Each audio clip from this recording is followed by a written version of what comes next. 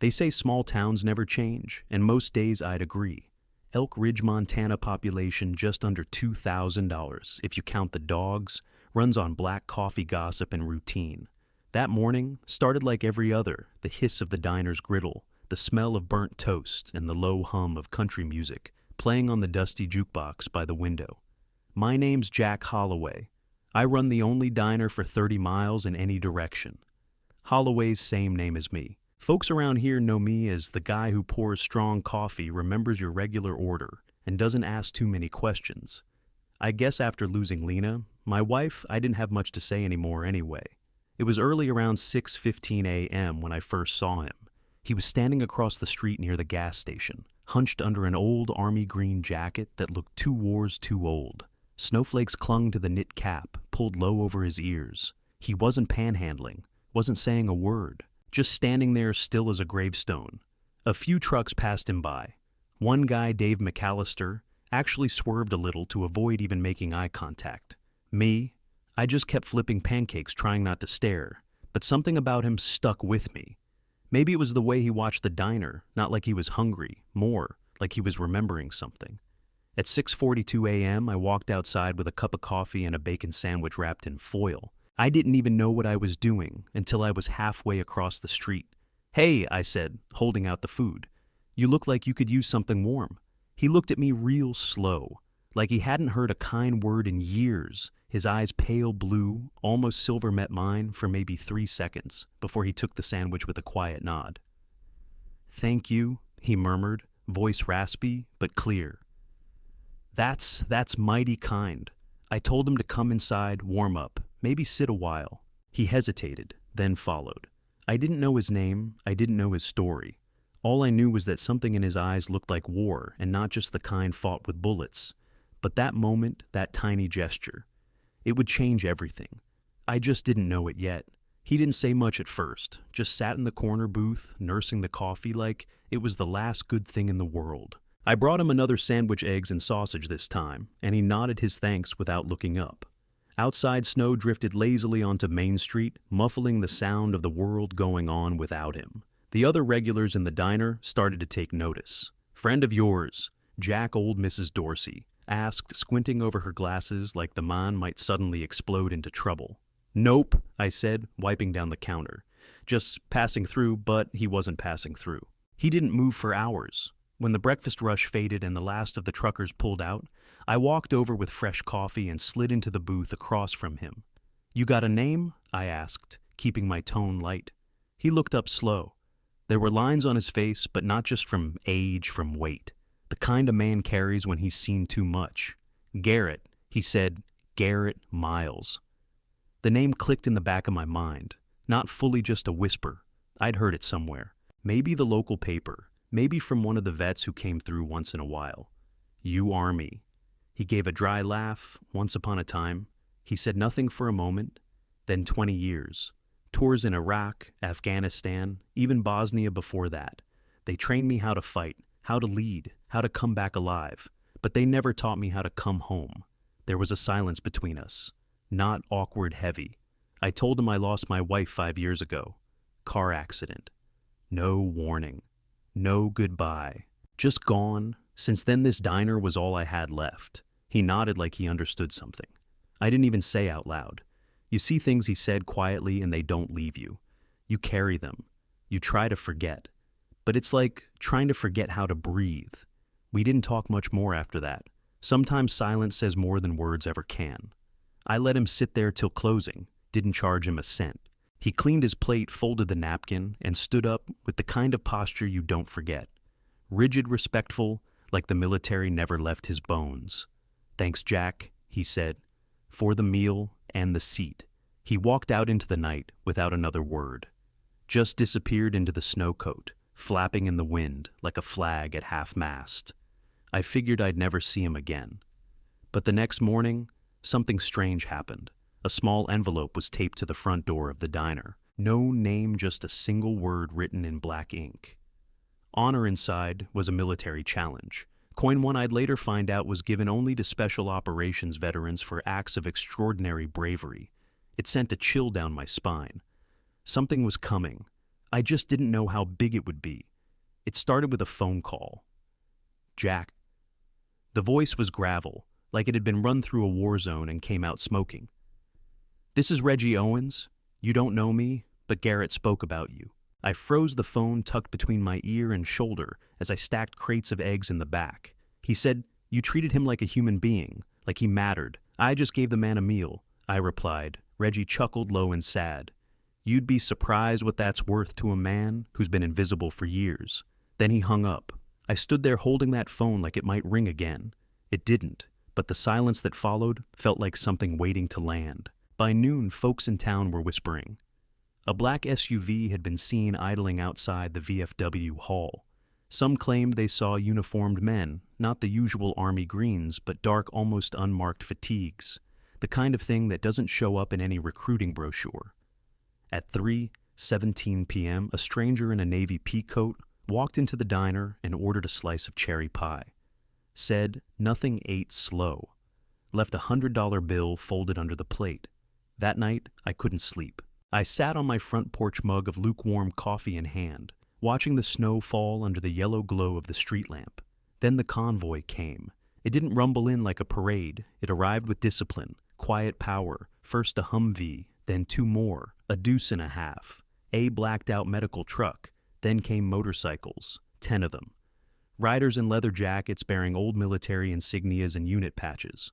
I didn't recognize. They didn't park in front. They lined up along the whole block engines, humming low like beasts waiting for a command. I stepped outside, heart pounding. A man stepped forward, tall, broad, wearing a dark coat with a Special Forces pin, gleaming under the streetlight. His beard was trimmed to regulation. His eyes didn't blink much. You Jack Carter, we're here for Garrett.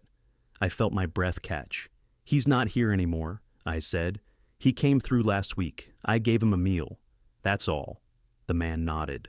That's why we're here. He turned, gave a subtle hand signal, and the others followed suit.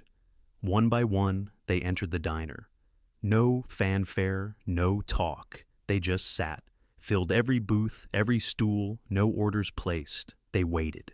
I stepped behind the counter and did the only thing that felt right. I made coffee, pots of it, bacon, sizzled, eggs, cracked, pancakes, flipped. I served them all. No charge, no questions. It wasn't until later, as I was wiping down the last counter, that I realized something every one of them had left behind: a coin military challenge, coins, all different units, eras, and branches, Green Berets, Navy SEALs, Rangers. Some had names, others just mottos, but each one glinted with something I hadn't seen in a long time: respect. By morning, the story had already started to spread. A convoy had rolled into town, eaten at Carter's diner, then vanished like ghosts. People asked me what it was about. I just said, a man gave his brothers a message and they answered. The diner was quiet the next day, but it didn't feel empty. It felt watched, like the air itself had memory. Locals came in whispering, half expecting tanks to roll down Main Street. Teenagers snapped blurry photos of the tread marks outside, and old-timers sat in their corner booth, like priests at a confessional, nodding, like they knew something but weren't ready to say it. Me, I just kept working. I cooked, poured coffee, swept floors, anything to keep my hands busy, and my mind from circling the one question I couldn't shake. Who was Garrett? Really? I thought back to our short conversation. The way he called me sir, the way his hands trembled when he held the spoon, like he hadn't had warmth in years. There was something in his eyes, a weight, the kind only men who've seen things they can't talk about carry around like a ghost.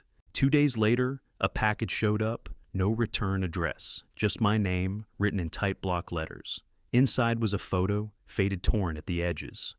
Garrett, younger, in uniform, standing with a group of men in some desert outpost. There were 6 of them, and behind them, on a sign, painted in rough brushstrokes, Alpha Wolf Pack, no man left behind. Beneath the photo was a note. He said you gave him peace, Jack, that you reminded him what it felt like to be seen. He died the next night. In his sleep, first real sleep in years. Thank you, a brother. I sat with that photo for a long time.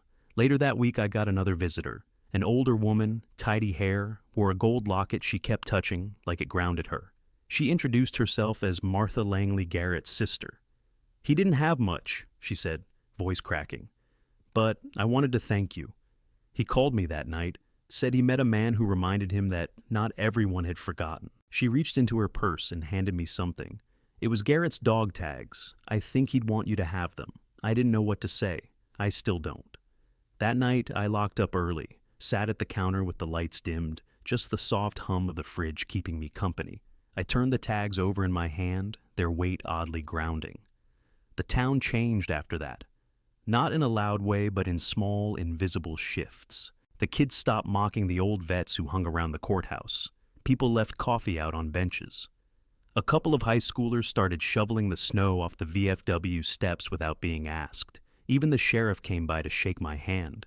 No jokes, no small talk, just one firm grip and a nod. As for the coins, I keep them in a box behind the counter. Every now and then, a guy will come in, nod once, and I'll know he's part of that world. The silent oath keepers. The ones who show up without needing to be asked. Sometimes they leave a coin. Sometimes they just eat and go. But they all say the same thing without ever saying it. We remember our own. It was just past midnight when the phone rang. I almost didn't answer. It was a cold, rain-slicked Thursday, and I was halfway through cleaning the flat top. But something in the ring felt heavy, like it carried more than sound. Jack, the voice said. Older. Calm. Don't hang up. I didn't say anything, but I didn't hang up. I can't give you a name. I'm not supposed to be calling, but I need you to hear this. About Garrett. My breath stalled. Go on, I said quietly, setting the phone down on speaker and leaning against the counter. The voice continued. You gave him more than a meal that day. You gave him a place to rest. Do you know how rare that is? Jack, for guys like him, guys like us. I could hear the man's voice crack slightly, then steady again. Garrett wasn't just any vet. He was one of us, special operations. The kind of guy who got sent in when diplomacy failed and only shadows were left to speak. We served together, Afghanistan, 2009, a mission that wasn't supposed to exist. We lost 4 men that night. We came home different. He paused. I didn't interrupt. We weren't allowed to talk about it. Not to our families, not to each other. Officially, the op never happened.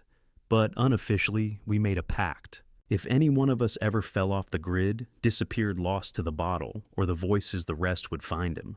He inhaled sharply, but Garrett didn't want to be found. He vanished 5 years ago. Wouldn't return calls, wouldn't answer letters. Then out of nowhere, he reaches out to me, to one other guy. Tells us he's in a small town in Pennsylvania. Says he's had the best damn pie he's ever eaten.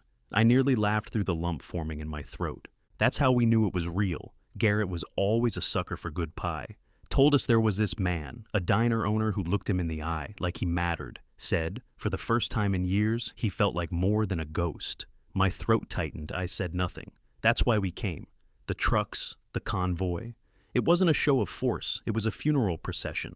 For a man who didn't get one, I felt something deep and unshakable settle in my chest. But there's more, the voice added. Garrett left something with me, a letter. Told me if anything ever happened to him, to deliver it. To you. There was a rustling sound, then the faint clearing of a throat. The man began to read. Jack, I don't know if you'll remember me a week from now, but I'll remember you. I've eaten in 1,000 places, slept in 1,000 doorways. People look past you when you're a shadow. But you didn't. You saw me. Fed me. Spoke to me like I was human. That might not mean much to most folks, but to someone like me, that's everything. You reminded me of the man I used to be, the man I wanted to be. I don't know how much longer I'll be walking this earth, but thanks to you, I won't be limping through it, invisible. You didn't just serve me a meal. Jack, you served me dignity and brother that sticks longer than any bullet wound, with everything I have left. Thank you. Garrett Daniels. I didn't realize I was crying until I tasted salt on my lips. The man on the phone cleared his throat again. We buried him with honors, quiet ones, off the books, but real, then softer. You ever need anything? Jack, you call this number. Doesn't matter what. Your family now? He hung up without another word. I stood in the kitchen for a long time, the phone still humming in silence, Garrett's name echoing in my head. The next morning I opened the diner like usual, but something was different. There was a folded American flag waiting on the front booth, set gently on the seat. No note, no footprints, just the flag. And next to it, another coin, this one engraved with the words, "You served, too." That's when it hit me. That's what this was really about. Not war, not medals, not shadowy ops or secret brotherhoods. It was about service, about showing up for someone when they're broken. About reminding them they're still worthy of kindness, no matter where they've been or what ghosts they carry, and maybe that's what this old diner was meant for. Not just pancakes and coffee, but healing. One plate at a time. It had been weeks since the convoy had rolled out of town, leaving behind only a whisper of their presence. The diner, which had once been a quiet corner of this small Pennsylvania town, had transformed, not in any obvious flashy way. It wasn't about the crowds or the attention. It was something subtler, a weight of history that seemed to hang in the air. Every morning when Jack flipped the open sign, it felt like he was carrying a secret, the kind of secret that doesn't ask for acknowledgement, but lives in the quiet space between breaths in the small routine moments. People came in for their coffee, their eggs and bacon, not knowing that the diner they sat in was the cradle of something bigger than them. Jack had always known he wasn't just running a business. He was offering something deeper. It was never about the food, not really. It was about creating a space where people could feel safe enough to be themselves, even for a few minutes. But now with Garrett's legacy hanging over him, Jack realized just how much it meant. How much it had meant all along. He had gotten used to the quiet respect that people gave him now. Some locals who hadn't stepped foot in his diner for years had started showing up again, chatting with him in hushed tones, as if they were in on something sacred. It wasn't just because they knew about Garrett or the military trucks. It was because they felt it too. The weight of the unseen bonds that connected them, Jack had become a living testament to that bond. One day as Jack was wiping down the counter, an old friend walked in. Tommy, a guy he'd known since high school. Tommy had been one of the first to stop by when the military convoy rolled into town, and he'd been a regular ever since today. He didn't sit down to order breakfast, though. Instead, he slid something across the counter, a small, worn-out box. Jack raised an eyebrow. "What's this?" Tommy didn't smile. He just pushed the box closer. "It's time you had this." Jack opened the box slowly, and inside was the same coin Garrett had left him. Only now, it wasn't the only thing inside. There was another coin, this one much older, with a different engraving, "Brothers Forever." Jack looked up at Tommy, his throat tightening. "You didn't just give him a meal, Jack, you gave him a family. We all owe you for that, for keeping Garrett's legacy alive. That coin's yours now. You've earned it." Jack sat back overwhelmed by the weight of the moment. It wasn't about the coin, not really. It was about the truth Tommy had just given him. The truth that he had become part of something bigger than a diner, bigger than just this town. He had become a part of a brotherhood that spanned beyond time and distance, beyond the dark memories of war. It was the kind of brotherhood that didn't ask for recognition. It simply existed, waiting for someone to notice. That night, after closing up, Jack sat in the booth by the window with the 2 coins in front of him. The diner was empty now, the only sound the hum of the refrigerator and the occasional flicker of the neon sign outside. For a moment it felt like he could hear the whispers of everyone who had ever walked through those doors. Garrett, the veterans, the townspeople. And he realized they had all left something behind in the diner, something more lasting than the meals or the moments they'd shared. It was the kind of redemption you don't plan for. The kind that comes when you do something without expecting anything in return, when you simply give because you can. And it was this act, this quiet service that had built the legacy. His legacy that now lived on in every corner of this place. Tomorrow the diner would open again. People would come just as they always had. But now Jack knew something that most wouldn't. There were no small acts of kindness, not when they rippled out into the world, echoing back in ways no one could predict.